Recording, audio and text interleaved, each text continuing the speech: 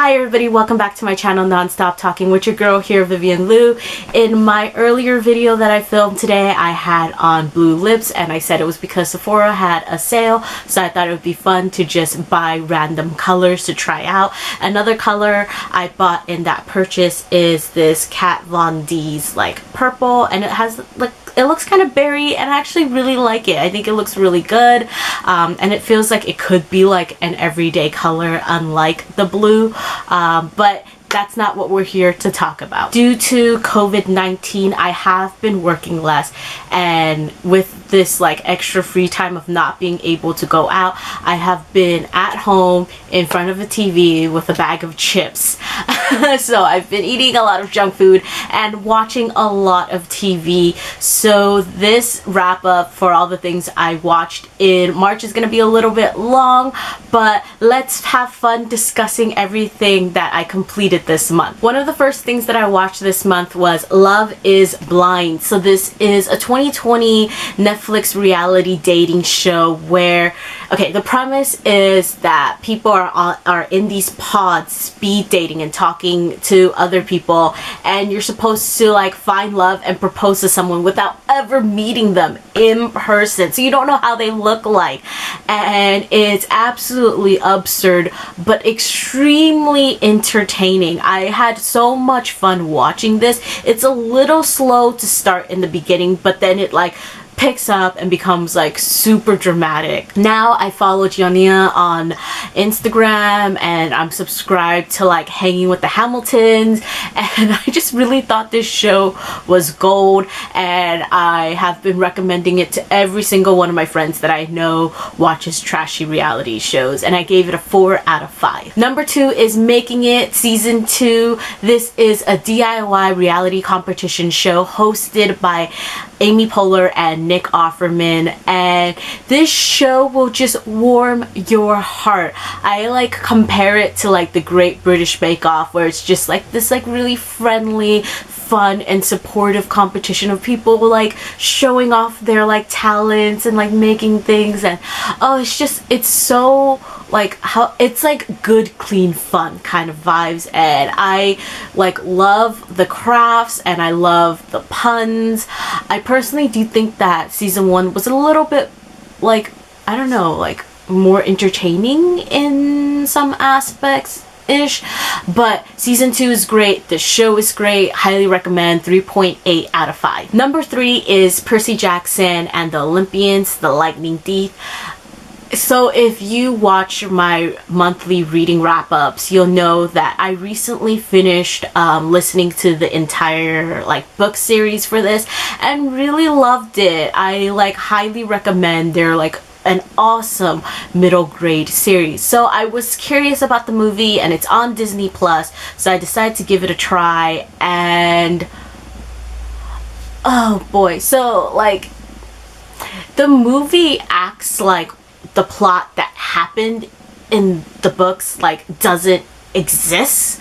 It literally takes like the essence of the book and just butchers it, and it was so disappointing, confusing and boring, and I just really did not like it. I gave it a 1 out of 5. The books were so good, and I don't know why you just couldn't follow that and like make a good movie from it. Like, oh, I'm so unhappy about this. Number 4 is Halloweentown.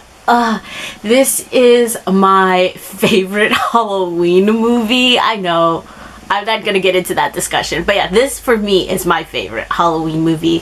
My sister and I were just chilling together and we just kind of wanted something like nostalgic and fun that would put us in like a better mood, and so we decided to go with this 1998 DCOM about a family of witches, and it was just perfect. My adult self finds no faults in it whatsoever.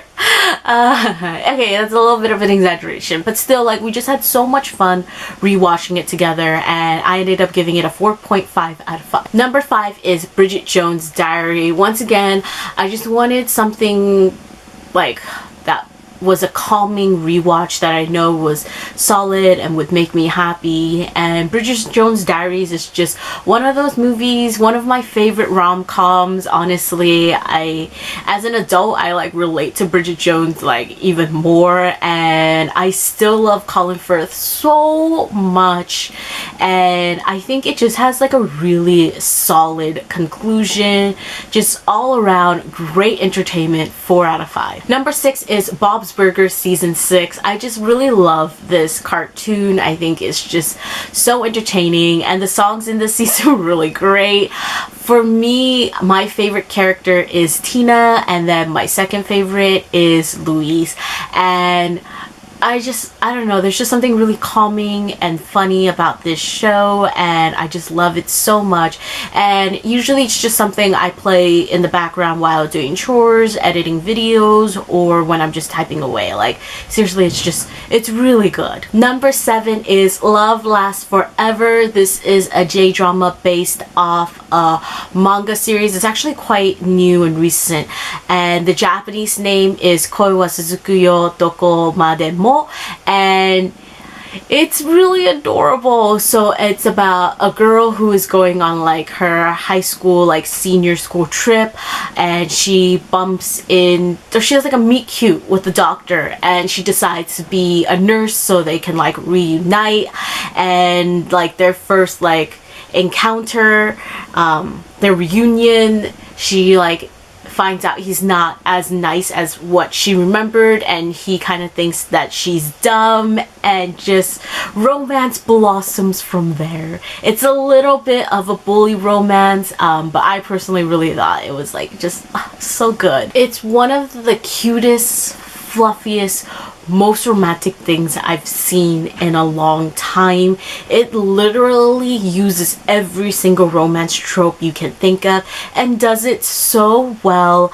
I was like, aww, the entire time, or if I wasn't like aww, then I was just smiling the entire time. Like, there's just so much cheese in this, and I was just like, I think, yeah, it was just, I don't know how to explain it. Like, I had such a good time with it. The main guy, Takeru Sato, is so hot, and then the main girl, Mone, what was it, Kamishirashi, she's so adorable, and the two of them have such good chemistry. Like, I was just shipping them so hard, and I highly recommend it. It just came to me at such a good time. It's exactly what I needed. 5 out of 5. Number 8 is Food Wars season 4. So this is a Japanese anime. It revolves around like cooking competition, cooking school, and it's wacky AF. People like literally have orgasms and get naked from eating like delicious food. Like, it's weird, and I loved it.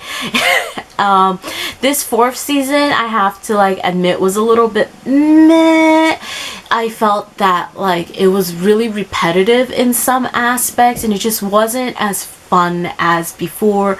And yeah, I just gave it a 3 out of 5. Number 9 is Criminal Minds season 4.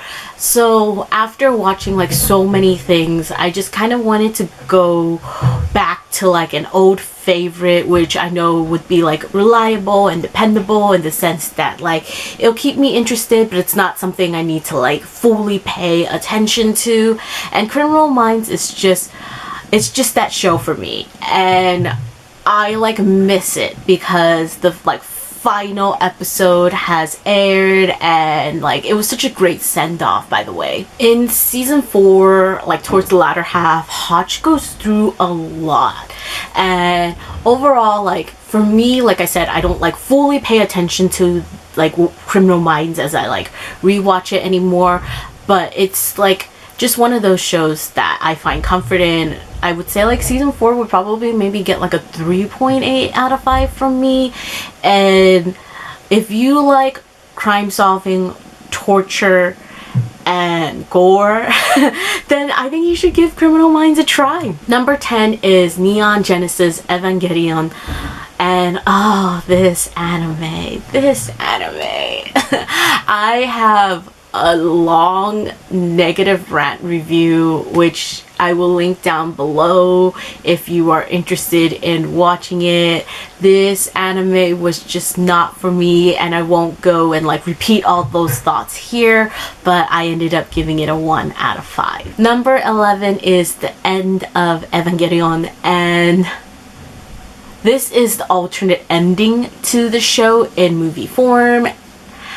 And yeah, I have a video review for it as well.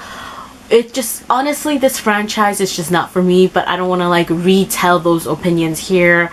So yeah, once again, 1 out of 5. So 12, 13, 14, 15 are Descendants 1, Descendants 2, Descendants 3, and then the Descendants short Under the Sea. I have a short video review for this entire franchise. They were just on Disney Plus, and I decided to like watch everything in its entirety. I've seen the first movie when it came out, and I actually really liked it. Dove Cameron is one of my more favorite recent Disney Channel stars, and I actually really liked the first movie. I gave it a 4 out of 5. I just never got around to like watching the rest of, I guess, the franchise, and now I have, and I can tell you that once again, the first one got a 4 out of 5, the second one got a 4.5 out of 5, the third one is probably my least favorite. I gave it a 3.5 out of 5, and then the short Under the Sea, it was just whatever. It's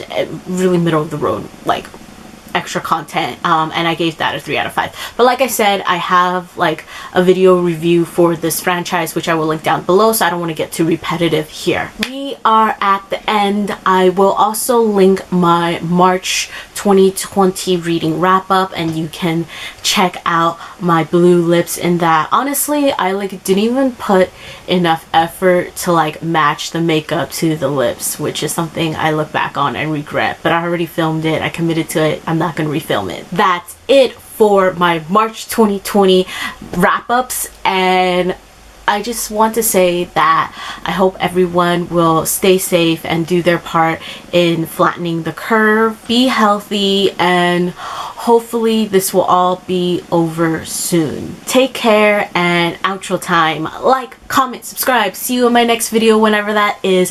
Bye!